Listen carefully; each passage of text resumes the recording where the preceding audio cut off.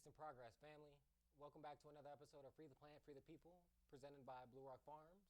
I'm your host, LeVar Eady, and as always, we have an affiliate link with leafwell.com. So if you need a discount or want a discount on your medical cannabis card, make sure to use the code BluRokFarm10. That's BLUROKFARM.com. Again, that's BLUROKFARM.10, excuse me. And that's going to be the code that you use to, and it's also on your screen for those that are watching. And for those that are listening, it's BLUROK Farm10. And that will get you 10% off or $10 off at leafwell.com. So yeah, definitely use that link. We appreciate it. And so let's get into what we're going to be talking about today.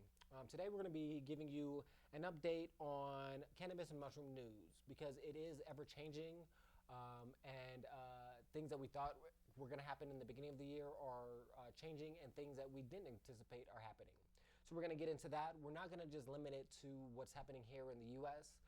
We're going to expand outside of the domestic zone and go into the international and global space as well, to give you some updates in that regards. So let's get in right to it. We're going to start with, of course, we're going to start the U.S. and then branch outward. Some things we did talk about last year, how the Biden administration moved cannabis from being considered a level 1 substance to a level 3 under the Controlled Substance Act, which did not necessarily legalize cannabis nationwide, but did help with removing some of the restrictions in regards to criminal penalties, as well as some of the restrictions specifically and more, I won't say more importantly, but equally as important is the ability to research different components of cannabis by having that designation change from substance 1 to substance 3, and getting the research dollars behind cannabis research so we can really determine what's going on with the plant, and different ways and how it is beneficial to our bodies and to the human experience. So that is promising in regards to that change, but we haven't seen much other substantial progress in the legalization of cannabis in that regard. I do want to mention that there is a potential bill, I believe it's on the Senate, I believe it's on the House floor, of providing restrictions on THC that's derived from hemp. I know there is a heavy push for it in Texas. I believe that they have banned it. Don't quote me on that. I need to do a little bit more research on that, but I know that that is something that is trying to be pushed, which is something that I've stated on this channel, and I've stated privately as well, that was coming through. I believe it's coming through because of that there was too much money being made and they didn't have any regulations on it. So I think that's why that's happening, and I think that's going through the works. We did see some changes in Florida, with Truliva really backing that bill and trying to get adult use certified in Florida, which I believe was certified in 2024. Other things that we're seeing across the nation is restriction and adherence, rather, I should say, adherence to the compliance rules for cannabis, specifically in California and New Mexico. We're seeing a lot of vendors having their license revoked, restricted, as a result of compliance issues, manufacturers, labs being closed as a result of compliance issues.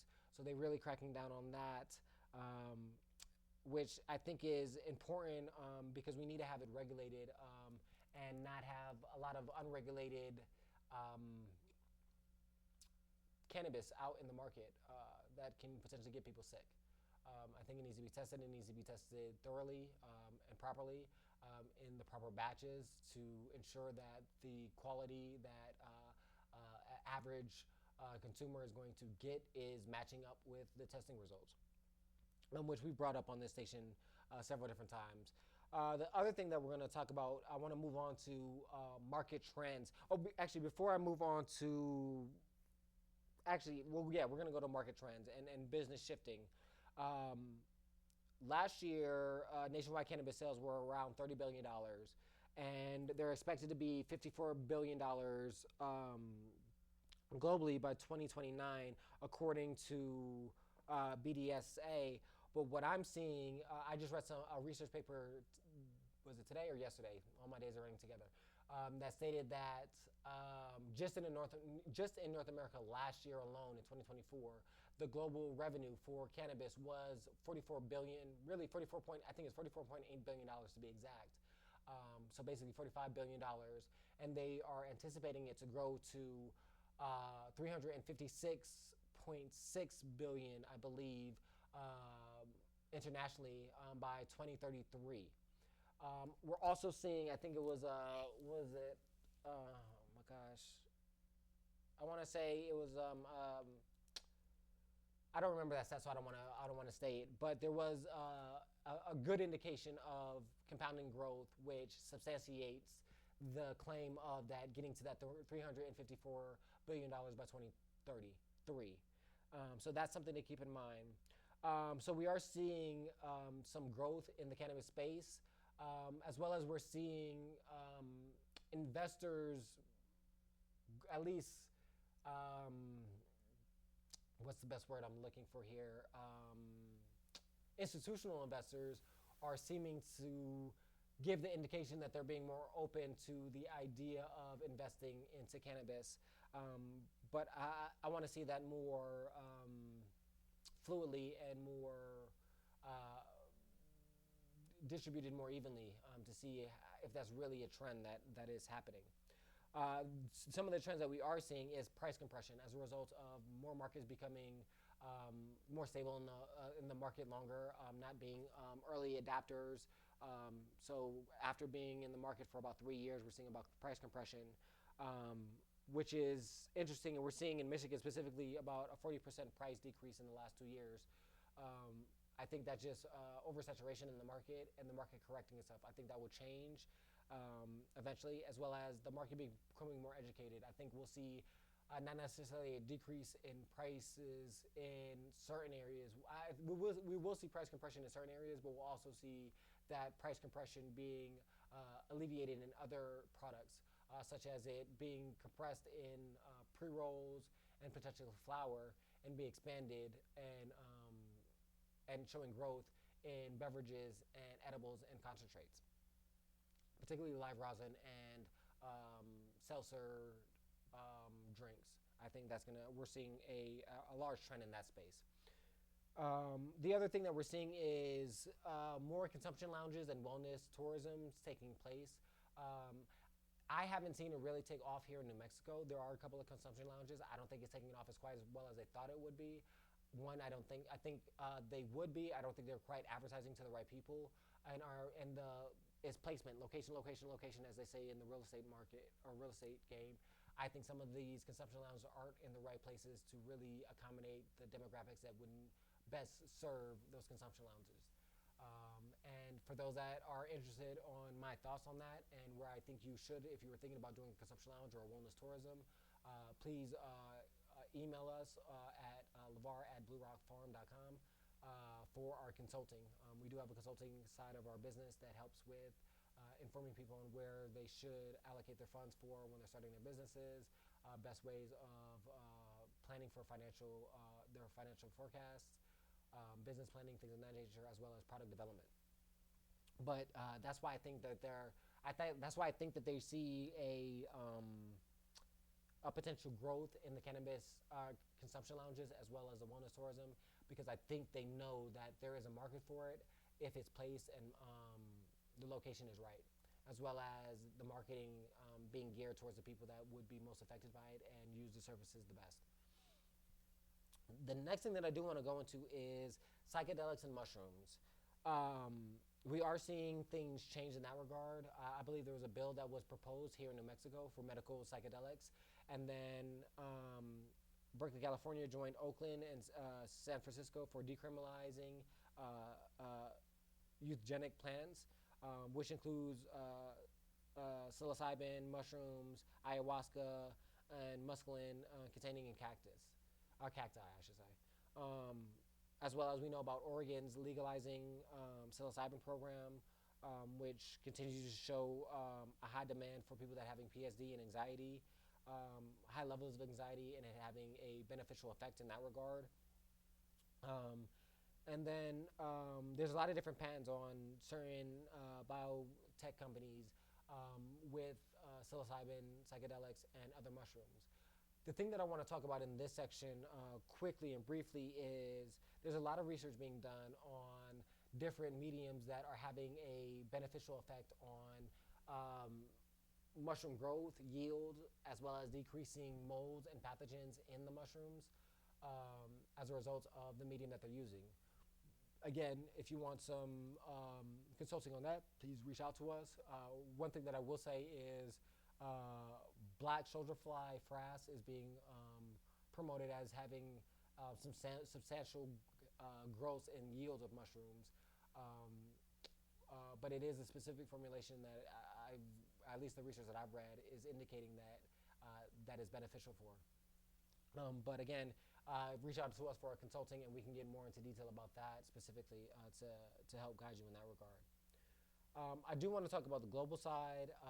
Germany is coming online with its first phase of legalizing cannabis. Adults now can own the plants as well as nonprofit and can share in nonprofit club sharing. In California, there was a lot of pop-up clubs that were having these kind of social clubs where you can buy and sell cannabis specific for medical patients. And then on the legal, or what I say is the black market side, or was seshes where you can buy cannabis and stuff like that. What they're talking about here seems like more a legalized version of a sesh, where you would have to go through some paperwork process, get a permit to some degree, but it sounds like it would be a low barrier of entry, if there is one, or that you just have to prove your nonprofit status to be able to partake in that kind of those activities. We're also seeing Spain and Colombia being broader in their decriminalizations of cannabis this year. And then on the negative side, in Thailand, they are looking at going back to decriminalizing cannabis, or increasing restrictions on access and availability, as well as manufacturing and producing. So that's important to see that it might be just regulated to the specific medical side and get rid of the adult use altogether. So that's something to keep an eye on globally as well. So now that we kind of briefly and quickly gone through some of the news that is going on here in the U.S., globally, and in psychedelics and mushrooms, as well as cannabis, I just kind of wanted to fill you guys in what's going on with me outside of my normal thing of always researching and finding new information on better ways to cultivate my plants, better ways to create systems for my business, as well as the diverse plants that I do grow outside of cannabis, and just improving on that knowledge. And so what I have been working on lately is experimenting with vermicomposting. So I have probably now about 500 to 600 red wrigglers at my house in a 3-tier worm bin system that I made based off of things that I've read, things that I've seen, and just information from other books that I've had on vermicomposting. The reason why I started out with like 100 that I bought at the market, downtown growers market, every Saturday to November 8th. So JJ's Garden has worms at the market that you can buy, where I buy mine. I started with 100 worms, and I made just a small little worm bin out of a takeout container that I had at the house. And I decided to expand on that as a result, because the amount of waste that we have from my house on the vegetables and veggies that we eat, as well as the paper products that we have, I wanted to have as much of that waste be converted into worm castings as possible. And the only way to get to that number was to increase the amount of worms that I was having. Because basically the worm food that I was creating for the worms was outpacing the amount of worms that I had. So I upgraded the little takeout container to a 3-tier, a smaller version of the bin system I have now. Again, using takeout containers. I had 3 takeout containers, and I converted them into little worm bins. And then as my worms started to expand and multiply, taking up that space, I eventually upgraded to the worm bin system I have now, which is a little bit bigger. It's not very big. It's not. I should have looked at the measurements of the container, but about that big, just a Rubbermaid container, three of them.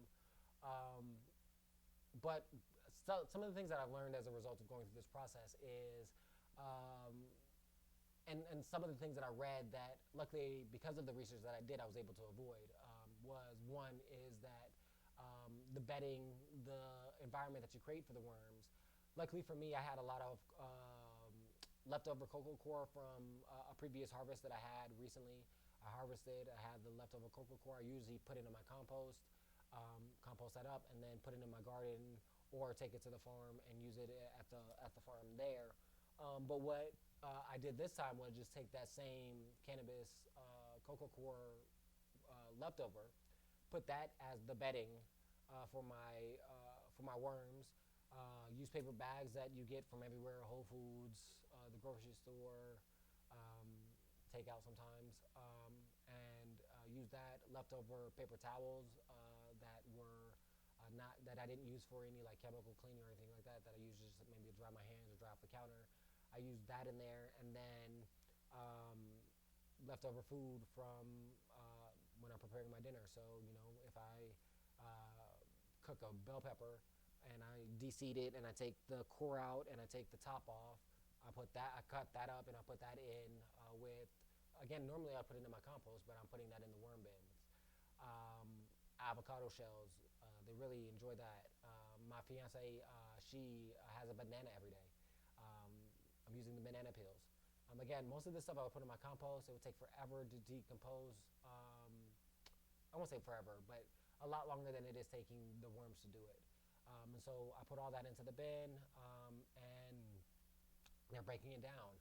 So I'm not still quite at the point that I want to be of produce or having enough worms to go through all of the waste but I'm very close. I think about a little more than halfway there. I think I need about 1,000 worms to go through the amount of waste that I produce um, at the rate that I produce it at with my family.